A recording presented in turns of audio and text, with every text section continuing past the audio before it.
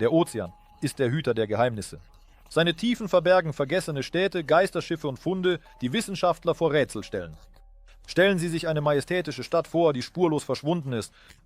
2 Lokomotiven, die auf dem Grund des Atlantiks verloren gegangen sind. Ein riesiger Augapfel, der an Land gespült wurde. Was, wenn im Wasser etwas ruht, das nicht in das vernünftige Verständnis der Welt passt? Artefakte, die scheinbar die Gesetze der Zeit verletzen. Objekte, deren Herkunft mehr Fragen aufwirft, als Antworten gibt. Heute tauchen wir in die Tiefen des Ozeans hinab, um die unheimlichsten und rätselhaftesten Funde zu sehen, die auf dem Meeresgrund entdeckt wurden. Bereit für eine Reise in die Abgründe? Dann schnallen Sie sich an. Es wird gruselig, aber wahnsinnig interessant. Die versunkene Stadt Thonis Herakleion in Ägypten. Tief unter den Gewässern des Mittelmeers verbirgt sich eine versunkene Stadt, deren Name lange Zeit nur in alten Chroniken existierte. Thonis Herakleion, einst ein majestätisches Handelszentrum, ist nun nur noch eine geisterhafte Ruine auf dem Meeresgrund. Lange Zeit wurde angenommen, dass Thonis und Herakleion 2 verschiedene Städte waren. Aber es stellte sich heraus, dass es ein und derselbe Ort ist, den die Ägypter als Thonis und die Griechen als Herakleion kannten. Antike Historiker schrieben über ihn, aber es wurden keine Spuren gefunden. Es schien, als sei die Stadt unwiderruflich verschwunden. Erst im Jahr 2000 änderte eine zufällige Entdeckung alles. Forscher suchten nach Napoleons Schiffen, stießen jedoch auf die Ruinen einer antiken Stadt. Gigantische Statuen, zerstörte Tempel und eine schwarze Granitplatte mit ihrem Namen. All das lag unter einer Schicht aus Schlamm. Thonis Herakleion war riesig, 3-mal so groß wie Pompeji. Es wurde im 8. Jahrhundert v. Chr. errichtet. Zu Ehren des Gottes Amun. Laut Legenden versteckten sich hier Paris und Helena, die Schöne vor dem Trojanischen Krieg. Und Historiker behaupteten, dass die Stadt durch die Heldentat des Herkules entstand, der die Menschen vor einer Flut rettete. In seiner Blütezeit war Thonis ein Handelszentrum. Sein Hafen nahm Schiffe aus der ganzen Welt auf. Aber im Jahr 331 v. Chr. gründete Alexander der Große die Stadt Alexandria. Die neue Stadt wurde zum Zentrum der Wissenschaft und des Handels und Thonis begann zu verfallen. Aber den letzten Punkt in der Geschichte der Stadt setzte nicht die Politik, sondern die Natur. Erdbeben, Überschwemmungen und der Anstieg des Wassers zerstörten die Stadt allmählich. Irgendwann ging sie vollständig unter Wasser, hinterließ nur Tempel, Statuen und zerbrochene Schiffe. Ein Unterwasserfriedhof von Kriegsschiffen. In den Tiefen des Bikini-Atolls verbirgt sich ein Unterwasserfriedhof. Es ist eine Geisterstadt von Schiffen, die vom Feuer des Atoms getroffen wurden. Am 26. Juli 1946 führten die US-Marine einen Versuch durch, der beweisen sollte: Die Kriegsflotte ist in der Lage, einen nuklearen Angriff zu überstehen. Im Herzen der Lagune wurden 53 Schiffe platziert, von Zerstörern bis zu Flugzeugträgern. Und unter einem von ihnen, dem Landungsschiff LSM-60, wurde eine Ladung mit einer Stärke von 21 Kilotonnen versteckt. Als die Bombe, die den Namen Helena von Bikini erhielt, explodierte, erbebte der Ozean. Die Explosion hob 2 Millionen Tonnen Wasser an und bildete eine gigantische Säule, die fast 1 Meile hoch war. Unter Wasser entstand eine gigantische Blase aus glühendem Gas, die den Meeresboden durchbrach und einen Krater mit einer Breite von 1800 Fuß hinterließ. Das LSM-60 verschwand. Es verdampfte spurlos das Schlachtschiff Arkansas, schoss in die Luft und stürzte auf den Meeresgrund. Der von radioaktiven Wellen begrabene Flugzeugträger Saratoga kämpfte 7 lange Stunden um sein Überleben, bevor es für immer in der Tiefe verschwand. Das japanische Schlachtschiff Nagato hielt am längsten durch, ganze 4 Tage, bevor es im Meeresnebel verschwand. Das Militär hoffte, die überlebenden Schiffe zurückzubringen, aber die Strahlung erwies sich als unerbittlich. Die Rettungsteams zogen sich zurück. Die Strahlungswerte an Bord der Schiffe überstiegen die tödliche Dosis um das 20-fache. Die Marine versuchte, die Schiffe zu reinigen. Sie wurden mit Schaum, Wasser und sogar Säure gewaschen. Aber je mehr sie sich bemühten, desto weiter verbreitete sich die Kontamination. Wasser, Muscheln, Algen, alles umher wurde zum Träger des unsichtbaren Todes. Es war schwer, die Niederlage einzugestehen. Doch nach 2 Wochen war die Flotte gezwungen, die kontaminierten Schiffe aufzugeben. 6 von ihnen wurden direkt in der Bikini-Lagune versenkt. Die restlichen wurden zum Kwajalein-Atoll geschleppt, wo viele von ihnen in ewiger Ruhe verblieben. Aber ein Schiff, der schwere Kreuzer Prinz Eugen, schien sein Schicksal zu spüren. Beschädigt und von Strahlung durchdrungen, er wartete nicht auf das Urteil. Während des Schleppens begann er zu sinken und wählte schließlich selbst seine letzte Ruhestätte. Geisterzüge vor der Küste von New Jersey. Tief unter Wasser vor der Küste von New Jersey liegt ein Geheimnis, von dem nur wenige wissen. 2 alte Dampflokomotiven liegen auf dem Meeresgrund, wie vergessene Geister der Vergangenheit. Wer hat sie verloren? Wie sind sie dorthin gelangt? Diese Fragen bleiben unbeantwortet, bereits seit über 150 Jahren. Der ungewöhnliche Unterwasserfriedhof der Lokomotiven wurde 1984 vom Forscher Paul Hepler entdeckt. Er führte eine Kartierung des Meeresbodens mit einem Magnetometer durch. Aber plötzlich, das Gerät registrierte zwei massive metallische Objekte. Als die Taucher hinabstiegen, bot sich ihnen ein wahrhaft surrealer Anblick. Zwei Dampflokomotiven, fast unberührt von der Zeit, ruhten in der Tiefe des Atlantischen Ozeans. Es handelte sich um seltene Modelle der Planet Class 220T, die Mitte des 19. Jahrhunderts hergestellt wurden. Sie waren experimentell und veralteten fast sofort nach ihrer Produktion. Jede von ihnen wog nur 15 Tonnen, halb so viel wie die meisten Lokomotiven jener Zeit. Das geringe Gewicht machte sie ineffizient, weshalb solche Dampflokomotiven schnell von den Eisenbahnen verschwanden. Aber warum landeten zwei von ihnen auf dem Meeresgrund? In keinem historischen Archiv gibt es Aufzeichnungen darüber, dass diese Maschinen jemals verloren gingen, als ob sie überhaupt nie existiert hätten. Eine der Vermutungen ist, dass die Dampflokomotiven auf einem Lastkahn von Boston transportiert wurden, der jedoch vor der Küste von Long Branch in einen Sturm geriet. Möglicherweise fielen die Maschinen versehentlich über Bord. Oder, was noch wahrscheinlicher ist, sie wurden absichtlich abgeworfen, um das Schiff vor dem Sinken zu retten. Aber es gibt ein seltsames Detail, das zum Nachdenken anregt. Einer der Forscher hat sich einmal verplappert. Der Motortyp dieser Lokomotiven wurde nie in die Produktion aufgenommen. Wenn das wahr ist, haben wir es mit einer Technik zu tun, die offiziell nicht existierte. Wie konnte sie in den Atlantischen Ozean gelangen? Heute planen Fachleute, die Dampflokomotiven an die Oberfläche zu bringen. Das könnte helfen, ihr Geheimnis zu lüften und Licht auf die Bauweisen des 19. Jahrhunderts zu werfen. Vielleicht werden diese geisterhaften Lokomotiven eines Tages ihren Platz in einem Museum finden. Oder sie bewahren etwas in sich, das besser auf dem Meeresgrund bleiben sollte. Ein gigantischer Augapfel. Die Küste Floridas. Warmer Sand, sanfte Brandung. Es schien nichts Ungewöhnliches zu sein. Aber eines Morgens entdeckte ein Bewohner der Stadt Pompano Beach etwas wirklich Unheimliches. Am Wasserrand lag ein seltsames blaues Objekt. Der Mann stieß es beiläufig mit dem Fuß an, aber als er genauer hinsah, erstarrte er. Vor ihm lag ein riesiger Augapfel, so groß wie eine Grapefruit. Es sah frisch aus, blutete und schien immer noch das Geschehen zu beobachten. Ohne zu zögern hob er den Fund auf, legte ihn in eine Plastiktüte und ging zur Polizei. Diese übergaben das Auge an Spezialisten der Florida-Kommission für den Schutz der Wildtiere.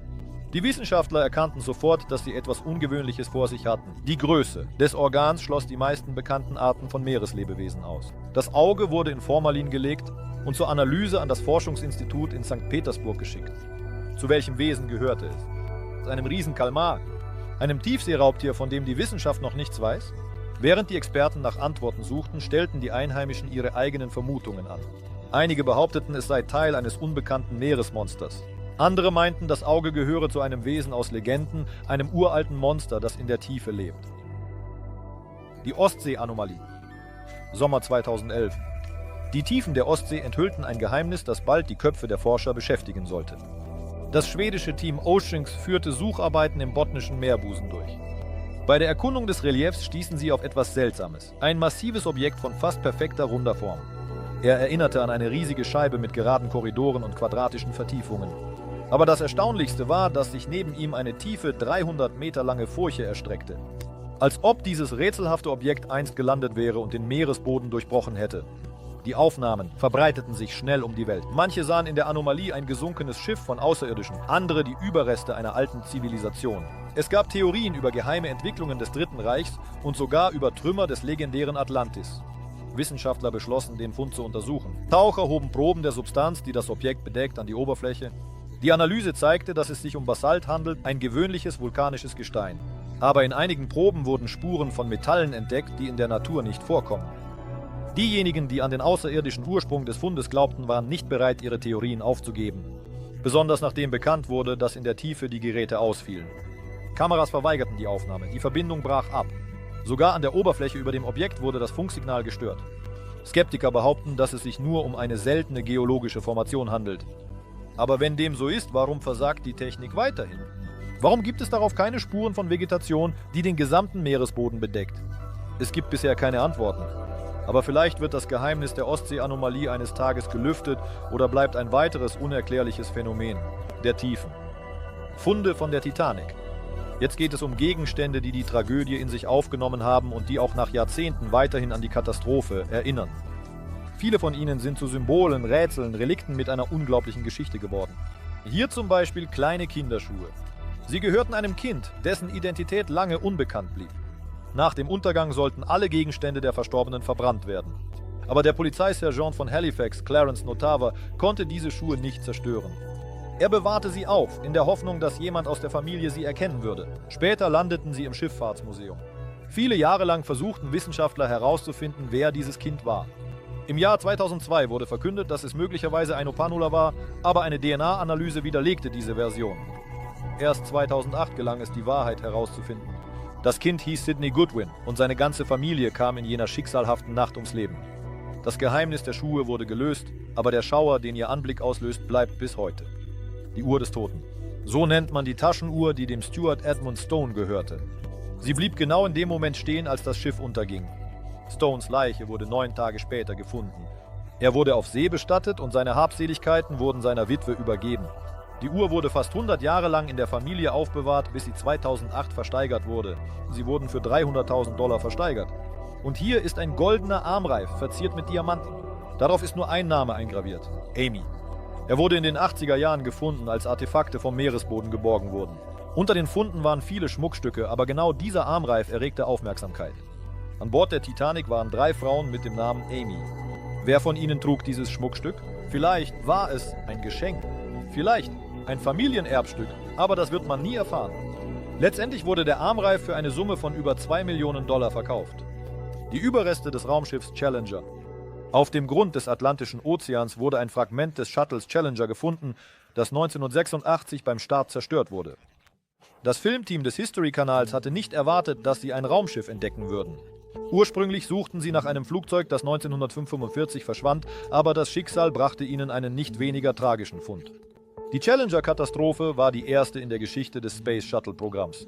An diesem verhängnisvollen Tag verlief alles nach Plan. 2 Minuten nach dem Start kam es zu einem fatalen Bruch des Systems und die gesamte Konstruktion, einschließlich des Raumgleiters, des Treibstofftanks und der seitlichen Booster, wurde zerstört. In dieser schrecklichen Tragödie kamen alle 7 Besatzungsmitglieder ums Leben. Die Ursache war ein zerstörtes Element des Boosters, wodurch ein Gasstrahl in den Treibstofftank eindrang. Aber die Untersuchung zeigte, dass die Ursache der Katastrophe tiefer lag. Sie war das Ergebnis einer niedrigen Entscheidungskultur bei der NASA, die es nicht erlaubte, konstruktive Mängel zu beheben, die bereits vor dem ersten Flug bekannt waren. Kurz nach der Tragödie fanden Suchteams viele Fragmente des Challenger, einschließlich der Kabine mit der Besatzung. Aber ein weiteres großes Fragment wurde erst im März 2025 gefunden. Ein Filmteam, das nach dem verschwundenen Flugzeug Martin PBM Martin suchte, das im Jahr 1945 verschwand, stieß zufällig auf ein unerwartetes Objekt. Ein Fragment der Hitzeschutzverkleidung des Shuttles. Zunächst dachte niemand, dass es ein Teil des Challenger sein könnte. Aber kurz nach erneuten Untersuchungen bestätigte die NASA, dass es tatsächlich ein Fragment des Raumschiffs ist. Bisher hat die NASA noch nicht entschieden, was mit diesem Fragment geschehen soll, obwohl alle Shuttle-Trümmer der Agentur gehören. Diese Entdeckung wirft neue Fragen darüber auf, wie viel der Ozean noch verbirgt. Und obwohl die Wahrscheinlichkeit, dass Raketentrümmer auf die Erde fallen, heute bei 10% liegt, kann in den nächsten 10 Jahren nichts die Suche nach neuen Geheimnissen stoppen, die in den Tiefen des Ozeans ruhen. Die Unterwasserstadt vor der Küste Japans. Im Frühling 1985 tauchte der Tauchlehrer Kihachiro Arataki in die Gewässer ein, die die kleine japanische Insel Yonaguni umspülen. Er erwartete nur Überreste der Natur zu finden, aber sein Blick blieb auf etwas viel Erstaunlicherem haften. In einer Tiefe von etwa 15 Metern öffnete sich vor ihm ein riesiges steinernes Plateau. Glatte Plattformen, verziert mit Ornamenten, schienen wie von Hand geschnitzt zu sein. Breite Terrassen und Treppen, die nach unten führten, vermittelten den Eindruck, dass man vor einem echten Teil einer antiken Stadt stand. Die örtlichen Gewässer verbargen nicht nur natürliche Formationen, sondern möglicherweise die Überreste einer verlorenen Zivilisation. Ein Abgrund mit einer vertikalen Wand erstreckte sich in die dunklen Tiefen bis zu 27 Meter. Arataki teilte seine Entdeckung mit Professor Masaki Kimura, einem Spezialisten für Meeresgeologie, und trotz der Skepsis seiner Kollegen begann Kimura mit den Untersuchungen. Mit jedem Tauchgang wurden seine Überzeugungen immer fester. Er behauptete, dass vor ihm die Ruinen einer antiken Stadt lagen. Plattformen, Burgen, Denkmäler und sogar ein Stadion. All dies bildete einen komplexen architektonischen Komplex, der direkt aus dem Felsen gehauen war. Funde wie Tunnel, Treppen und sogar Becken schienen zu komplex für natürliche Formationen zu sein. Der Professor veröffentlichte seine Ergebnisse trotz der Kritik aus der wissenschaftlichen Gemeinschaft. In seinen Augen waren dies Spuren menschlicher Arbeit und keine natürlichen Formationen. Und er war überzeugt, dass die Stadt vor mehr als 5000 Jahren erbaut wurde. Es ist durchaus möglich, dass dies zu einer Zeit war, als dieses Gebiet Teil des Festlandes war. Megalithische Strukturen, ähnlich denen, die in anderen Teilen der Welt zu finden sind, von Stonehenge bis Machu Picchu, lieferten zusätzliche Argumente für seine Theorie. Die Entdeckungen unter Wasser wurden nicht nur zu einer archäologischen Sensation, sondern auch zu einem Schlüssel zur Entschlüsselung einer großen und verschwundenen Zivilisation. Laut Kimura könnte ein Großteil der Stadt durch eine Katastrophe zerstört worden sein. Beispielsweise der riesige Tsunami, der die Inseln Sterev überschwemmte. Spuren menschlicher Aktivität. Alles, was übrig blieb, ist in den Tiefen des Ozeans verborgen, wo geheimnisvolle Stille sie vor neugierigen Blicken schützt. Nun, das war alles von mir, liebe Freunde. Ich hoffe, ihr hattet eine gute Zeit mit mir. Gebt einen Daumen hoch, abonniert und wartet auf neue Videos. Sie werden bald auf dem Kanal erscheinen. Tschüss.